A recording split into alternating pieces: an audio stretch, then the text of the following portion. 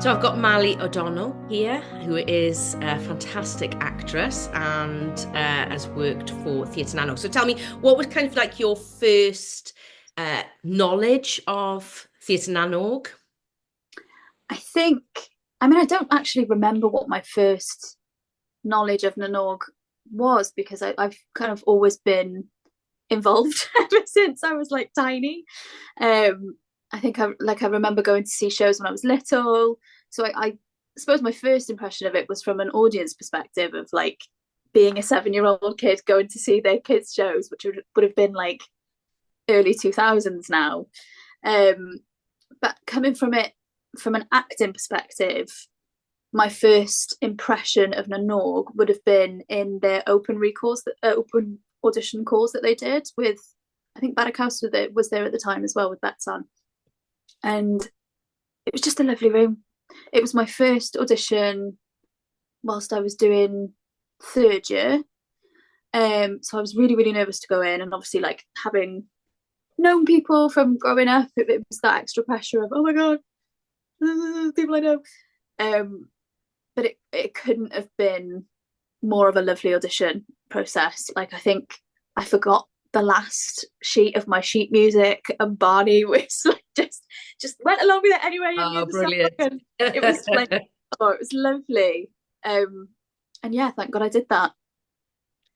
Yeah, have you got any kind of particular memories of your time with Nanog that kind of stand out?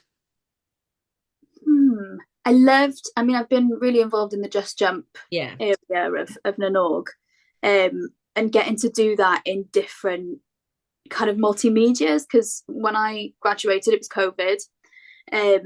So Nanog were working in a way that everyone else was, of trying to create content and trying to create things that were accessible to a lot of audiences. And we actually turned Just Jump into a short film, which was so much fun because I'd never, apart from at drama school, done a short film. So I learned a lot on that job. I think there was a a scene where I had to walk towards the camera and talk to Tom at the same time, and doing that over and over and over again because I was just walking too fast. And you don't know things like that. You don't know that you have to time the speech with the walking and all of that stuff and hit your mark, because my short film that I did in drama school was all set in a car, so we didn't have to do the walking and talking. So yeah, I just learned. I remember Mars as well because we were obviously I was on it as well with you. Yeah. We had to clear some kids. The irony of Oh, doing a film where we were trying to educate people not to jump into the water, and as we were filming it, there were kids jumping off the bridge when they're black yeah. here, and me having to go into the With water your and high say, heels. "Yeah, can you come out because we're filming this?" Yeah. There's that, and I also remember. Do you remember the seagulls Oh God, yeah. Who over in was it the that they were bay, going and they for? kept attacking Geraint? Yeah. Because they got babies or something, so they were going nuts. It's terrible. It's terrible. No, lots of fun. I've completely forgotten about that. Lemon seagulls, eh? I know they get everywhere. Yeah. What would you say, kind of like the impact, obviously, because you've seen the Nanog shows as an audience member, but also been in them to see what an impact it has on children. Mm-hmm. I think it's just brilliant. I think, I'd never done TIE before Nanog. I'd done like a little bit of it at drama school, but it wasn't really a specific module. Um, but seeing how into it kids get, even when you dress up in a baseball hat and playing a guitar, and you may feel a bit like, oh, I've never done this before. I'm a bit like, I remember getting like really, really nervous Hmm. with kids. And I don't know why. It might just be because kids are really judgmental sometimes. That like I was really scared, but working with the Norg and being able to do shows with the Norg and finding that process with them really put me at ease as an actor. And I know, like, going to see them when I was little, I was one of those kids and got so much from it.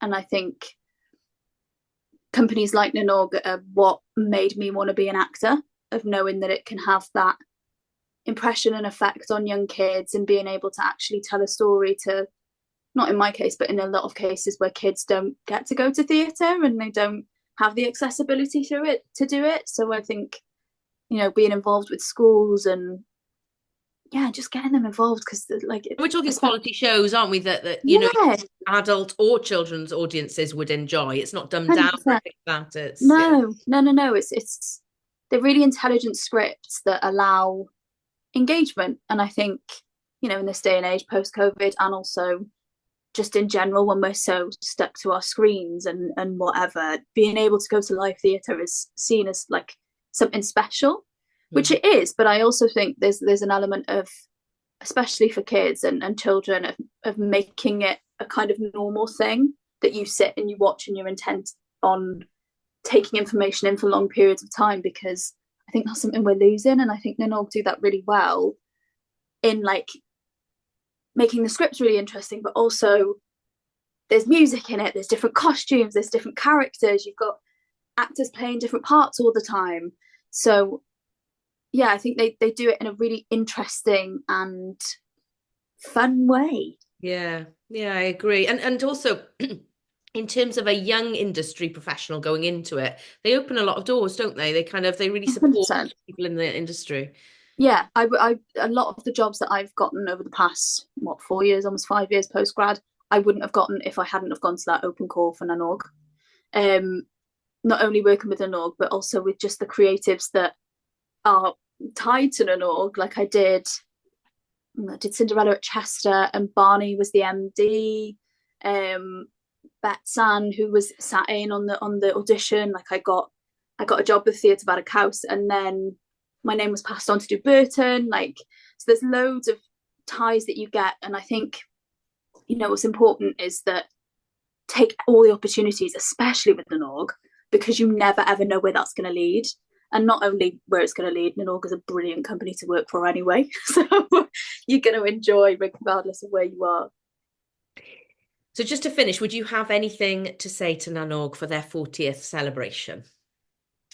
Happy birthday, Nghanolfan. And also thank you for the opportunities that you've given me. I am so grateful, whether it's from seeing amazing shows when I was little, and opening my perspective on theatre, but also just the opportunities as an actor. I wouldn't have learned half as much as I had and have without Theatr Nghanolfan. Thank you so much, Manny. Thank you.